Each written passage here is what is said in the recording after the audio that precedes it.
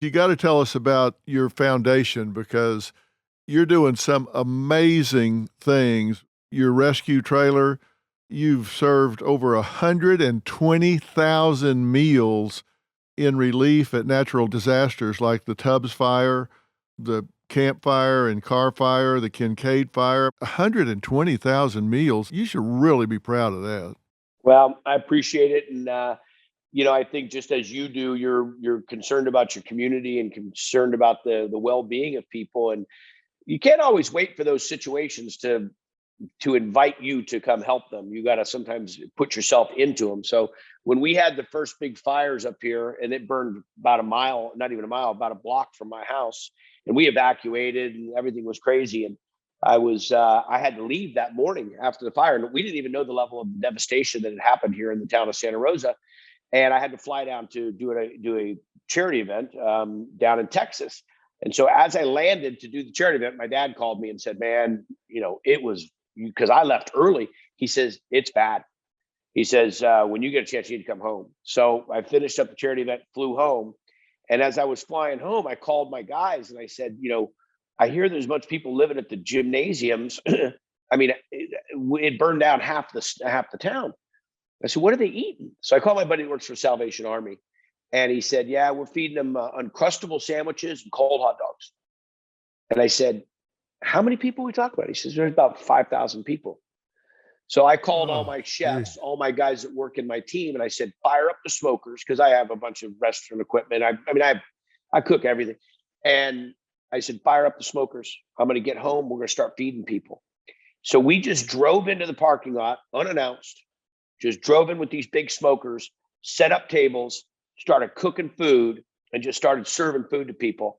And everybody's like, where's this coming from? I said, we're just here to feed. And it was the only game in town. The whole town was shut down. There was no power in the town. So we started feeding people. And fortunately, about 3 days later, some friends of ours from a group called OBR, Operation Barbecue Relief, showed up. And they have a big swing. They know a lot of folks. And so they brought in a bunch of people. And then we were feeding them by the tens of thousands. Well, it gave me a thought. And that next week, I said, I'm not a governed body that has any rules to follow, and I can afford to pay for this myself. I'm just going to create my own rescue team that when shit goes down, I can handle it. Right. So I went and built a trailer, cost me $400,000. And I got some great donations for equipment. We got a Freightliner gave us a big Freightliner truck to haul it with because it's 48 feet long. It's massive. And we could feed anywhere from 5,000 to 10,000 people out of this trailer. And when the fires happened, we could just deploy.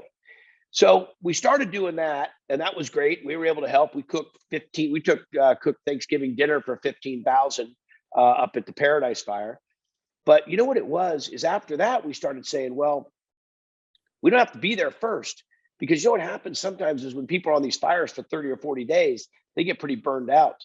So what we started to do is coming in as a health and welfare. We started coming in as a positive to kind of as they will say, break the clock, like resetting the clock for them, because it's been the same monotonous situation. And all of a sudden, here comes Guy Fieri and his buddies and chefs from all over the country, and they're cooking us barbecue and making macaroni. They're making mac and cheese with bacon on it. They're Hawaiian rolls and all this kind of stuff. And so it's really turned into an amazing program. And then when we realized that when the fires weren't happening, now I still have all these resources, I have all these volunteers.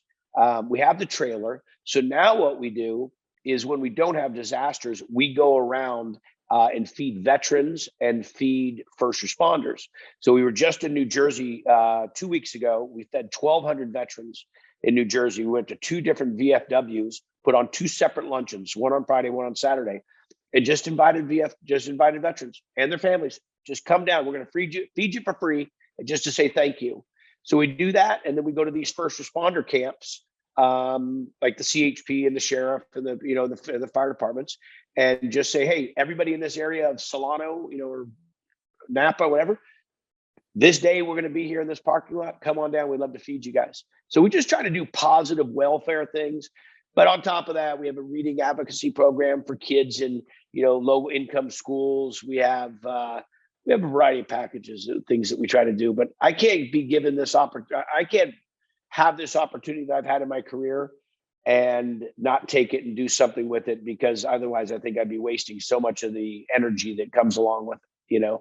I gotta make sure that I share with people and shine the light. I get all the light show, on me. And I know you do the same thing. I just try to divert as much as I can to like, hey, let's look over here.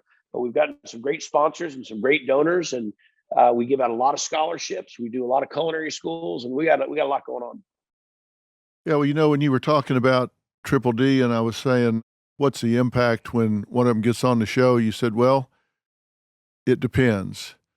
If there's a great character and there's great food and there's a great story, then it really turns out well.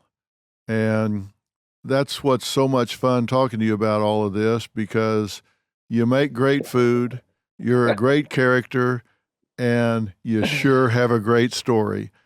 And it's no Thank you. accident that you are the most famous person in the food business, the food industry, the restaurant business in the entire country, and have been for a long time, because you fit the Triple D formula. It works for them, it works for you. So there you go. What goes around comes around, right?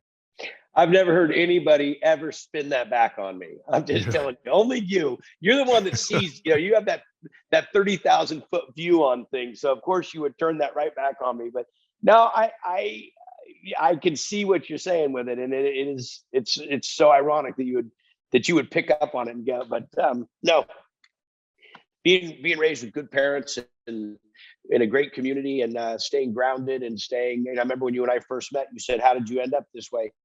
I told you that story about my mom and dad, and Yeah. what great people. I was just up in that little town, Ferndale. And so the museum wrote me and said, could you write the forward for our community cookbook? We're going to make a cookbook with all the history of Ferndale. And I said, yeah. And I said, how many books are you going to sell? I said, we're going to sell 100. I said, that's all you can sell? And they said, no, we're going to sell 1,000, but we just don't have any money. I said, how much are the cookbooks? They said, $10 a piece. I said, all right, I'll buy all the cookbooks. $10,000. I'll pay for them. I'll write the forward and I'll pay for the $10,000. And I said, but you have to sell the cookbooks for $40 a piece. And they said, great. So we just sold all the cookbooks, made $40,000 for the museum, which is their annual budget. Yeah. And people and everybody's like, and it's not where I come from. Where I come from, our community rallies like that. And I tell people this all the time. We can make a bigger difference in this world. You just have to you just got to move your SKU maybe 10% more. Maybe it's not financial.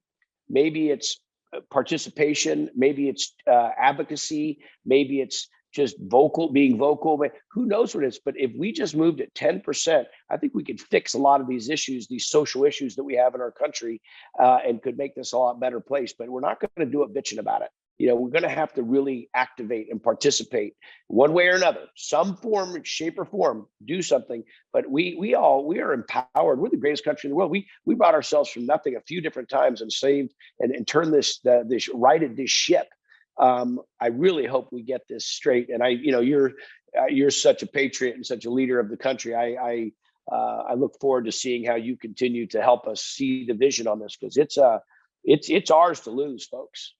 Well, it is. And you're a perfect example of, like you say, you don't have to have a bunch of money to give $1 million to a cause. If what you have to give is your time, what you have to give, maybe a little bit of this or a little bit of that. Robin and I work in the foster care system and the court-appointed special advocates that help kids in the system when they have to go into court and stuff. And she got involved and raised $100 million in volunteer services for CASA in a year, just by people saying, hey, I don't have a lot of money, but I've got some time. Find a way. Everybody is complaining and there's so much divisiveness. If you took just a little bit of that energy, like you say, and said, what can I do? And you don't have to be organized. Hell, you drive by and see your truck out there, walk up and say, hey, can I serve? Give me a spoon, I'll put some beans on a plate. Just anything.